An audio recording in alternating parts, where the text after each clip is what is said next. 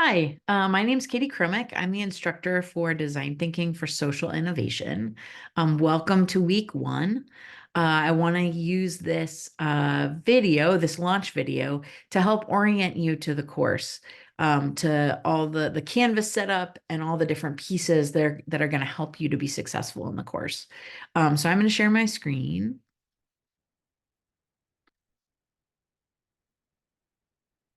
Okay, so this is what you should see when you land in um, the course page. And if you scroll down, you'll see the weekly modules here. You'll also see my information around office hours. What I'm going to do I'm going to experiment with at this point is having you reach out to schedule a time with me. I know everyone's schedules are very all over the place, and mine is as well. And so just feel free to reach out and email me to schedule, and we'll find a time. We are joined by Bailey Ball, who is here to support the class. She has taken the class and is a budding social innovation designer, and I'm thrilled to have her on board to help support. So also feel free to reach out to Bailey. She is an excellent resource for you as you're navigating the work in the course. Okay, so a little information, and then there's a button here to click for course overview. There's information here about the certificate in social innovation, but you'll also notice that there's course overview up here in the weekly modules. So if you click on the course overview, that's going to open the syllabus. And the syllabus is really has all the information you need in the course, as well as important links to some of the kind of external pieces that we're going to be using. So really look at make sure you go through the syllabus. All this information is also in each of the weekly modules, which I can show you as well. So take a look at the syllabus, and make sure you read through and understand all the assignments, the policies for the class. The syllabus also has a list of all of the articles that and videos that we're gonna read and watch. It has information about the platform we're going to use called Mural, which I'll explain to you in just a second. And then it also has a weekly pacing guide down at the end. And that actually mirrors the modules here. So everything should be laid out for you for each week. And you're going to have this kind of rhythm here of what articles to read, videos and lectures to watch. So here I'll click into the overview. So the overview is going to remind you of the deadlines. It's going to include assignments for the week. And then when you click into read, that is going to be the articles that we want you to read for the week. Watch is going to include lectures and videos, other videos we want you to watch. And then apply is going to have those same assignments that were in the overview. So you'll notice every week there's an online discussion participation assignment. So if you go into the discussion section of Canvas, you'll see a weekly discussion where there's a question. You're going to reply with, well thought out answer. You should spend, at least 10 or 15 minutes thinking and reflecting on the question, and then forming your answer. And that's due by Wednesday at midnight. And then we want you to also make a comment on a classmate's post, at least one comment by Sunday at midnight. So that's the discussion component of the class. I'm going to go back here to the weekly overview. And that is all delineated here. You'll see in week one, there is this request to complete Mural tutorials. So Mural is an online platform that we're going to use to help you to to shape and document all of your creative work. In this class, you're going to get a chance to pick a problem that matters to you, that you see and feel connected to in your community. And you're going to get to practice the design process week by week on trying to solve that problem. So before you actually get into the work of that project, we want you to go through and make sure you're familiar with Mural. If you're having any difficulty or have any questions, we want you to reach out to either myself or Bailey to support you in getting up to speed on how to use Mural. And then there's also this piece here about confirming your peer mentor time. So there is a link to a spreadsheet in the syllabus around the peer mentor assignment that will take you to this document. And the idea with peer mentors is that because this is an asynchronous class, we want to give you a chance to connect more deeply with your classmates. So we ask you that 4 times across the class, you get together with your peer mentor group to talk about the questions here, to reflect on your project work, to get feedback, to just spend time getting to know each other and supporting each other in the class. So what we did was we randomly put you into groups here. And what we would love for you to do by June 30th is go in here, or email your group and try and find a time that you can all meet in over these 4 periods. And if you're struggling to find a time that works for everyone, or you need to change groups for some other reason, please email me and I can assist you in kind of finding the right group. But I would love for you then to record what are your meeting times here, so that I can see by Sunday night that you all have figured out how you're going to connect. So that's the peer mentor piece. The other piece I want to show you is Mural. So I'm going to go into this kind of template to just give you some tips and demonstration on how this is going to work. So this is the kind of your board for the course of the class. And you're going to use these frameworks to help you to, again, work through the design thinking process toward a problem that you select. And I and Bailey will be able to come into this board and take a look at your work, give you comments. You'll notice in the syllabus that there's some points associated with your design work at the 5th week, kind of the midterm, and then at the end of the week, or at the end of the course, week 7. And then for the final for this course, you're going to use all of your design work to create a project retrospective that helps to summarize everything you learned and pitch the idea that you created.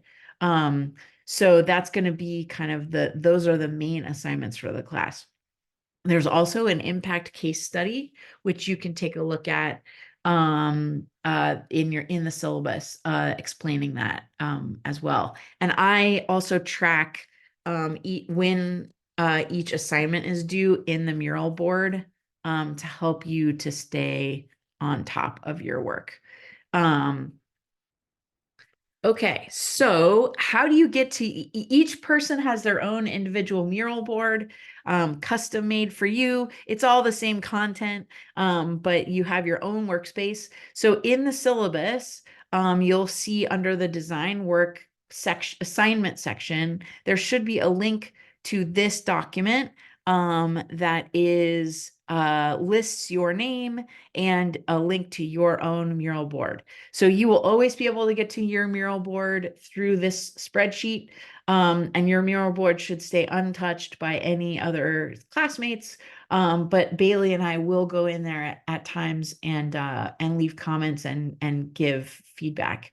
If at the end of the course you want to transfer your Mural board into your kind of ownership, we can work through that process. It's not difficult. And I've had students in the past want to do that because right now you're kind of in my account. But I will never erase these mural boards. As far as I'm concerned, they're yours to keep and use forever.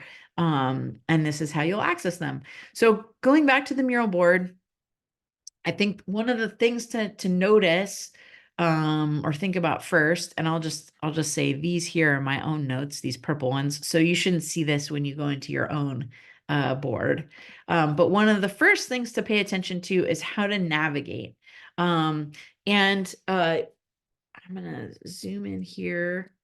So you can use this map if you know roughly where you want to be on the board to help orient you. And this column here on the far left side is a bunch of mural tips and little videos to help you get oriented. I also linked some orientation videos in the syllabus and on Canvas as well. So one of the main things is zooming in and zooming out. So this gives you the kind of commands for that. You can also use this little menu bar down here to help you navigate. So navigation is one piece. I've got a little warm-up exercise here. And then you'll see week 2 space for your work. And as I mentioned, you're going to select a problem. You could draw inspiration from the UN Sustainable Development Goals. You could frame a problem in another way. I gave a little example here. And what you're going to do is use this toolbar on the left-hand side to bring out content that or places where you can add content. So I can bring out a Post-it note, and if I click in that corner, I can make it bigger or smaller. I can change the color of the Post-it note. And then if I double click into the Post-it note, I can type inside it. Okay, so maybe I'll put here food insecurity. Okay. You'll see when you click on this framework, a little lock will show up. That's totally normal. So what I've done is I've built all of these frameworks outside of Mural, and then I've made them into PDFs and brought them in and then locked them down so that you can put stuff on top of them and you won't accidentally move them. If you ever want to print these out, cool thing about Mural, you can double click and download or hit print for the PDF. So you can bring in Post-it notes. You can bring in Post-it notes of all different shapes and sizes. You can make some bigger and some smaller. And you can get really creative and playing around with how you want to visually express these ideas. A mind map is a great place to showcase why we want to use Mural, because in design work, you're doing a lot of documentation, but you're also doing creative visual work, grouping work, clustering. You're trying to bring in lots of inputs, and Mural does a great job of allowing us to do something like a mind map, which is more visual thinking, but also capturing it in a way that everyone can take a look at it. So you can add Post-it notes. You can also add just text boxes. So you bring in this text box, you can change the size, and then you can type. So maybe I'll put in here. Poverty is one thing I want to write. On other frameworks, you might like using the text box to answer some of these questions. It's totally up to you. You can also bring in shapes and connections. So if you want to draw arrows or make connections between things, you can use that here. You can use icons to help to make something more interesting. And it has quite a good kind of catalog of different icons to use. Here. So, have fun with that, browse, check out what's there, and just get creative with it. We find with creative work that the more that you can draw from different sources and different sources of inspiration, the more kind of connections and neural pathways you're going to be firing in your brain. So get creative with that. You can also bring in pictures from your computer or search all these different resources for stock photos. So if I want to put a picture of vegetables, I can search. Interesting. There must be an anime character named Vegetable. But if I go to Unsplash, here is a nice photo of veggies that I can add to this board. And with the web version, oh, there we go. There's a good vegetable thing that we can add here to the board. You can also, it's searching the web, so you can put in things like Portland State. And it will bring up the Portland State logo or pictures of campus. My name is weird enough, unusual enough that probably pictures of me maybe will come up. There's me here. So it's fun to kind of use that as a resource as well. So icons, pictures, text. There are also different frameworks down here that can help you if you want to leverage them, but you don't have to, right? I've kind of built the frameworks for you. There's also this drawing tool. So you can come in and circle things or make the arrows yourself maybe, or help to draw. If you're a great drawer, actually draw the fruits and vegetables yourself there. So there's options there as well. So a couple more things. That's how to kind of make inputs on Mural. And I'm going to just select and delete all these. You'll notice that these are kind of paced for you. I think in this class, it's extremely important to stay on top of your work. There are going to be times when part of the design work is to actually engage people in the field. So finding relevant stakeholders or experts to talk to, and it just takes time and planning. So I think really trying to stick to this pacing guide, it will be really helpful for you in the long run. I've also included some additional resources on the board. So if you ever see this Post-it, you can double click here and it will open another source of information for you if you're interested. Not required, but just if you feel stuck or if you're interested in looking at something else. So there's multiple of those resources. And then I've added down here at the end rubrics for every week. And these are mapped to the phases of the design process that are kind of on each framework. So take a look at these rubrics at the end of the week and kind of evaluate yourself on, do you feel like you've achieved what you need to achieve in this phase of the process? Are you ready to move on to the next phase? We won't necessarily be using this to grade you specifically, but it is meant to kind of help you to be able to self-evaluate if the work you're doing in the process is yielding making enough progress that you're ready to move forward. And if you have any questions about these rubrics, please let me know. Okay, so then week 3, week 4, and again, I kind of remind you of any assignments that are due, or how you need to be, where you need to be in terms of being on track. And that is it. So between Canvas and Mural, you're really, that's where you need to be successful in the class.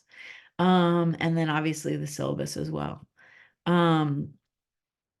So as I mentioned, please feel free to reach out over email if you have any questions or concerns, or if you want to schedule a time to chat, or if you're struggling with anything. Bailey and I are here for you, and we would love to connect. And it's always great to actually meet folks in person as well. So we look forward to the next quarter, and I Can't wait to see what ideas you come up with. Thanks so much.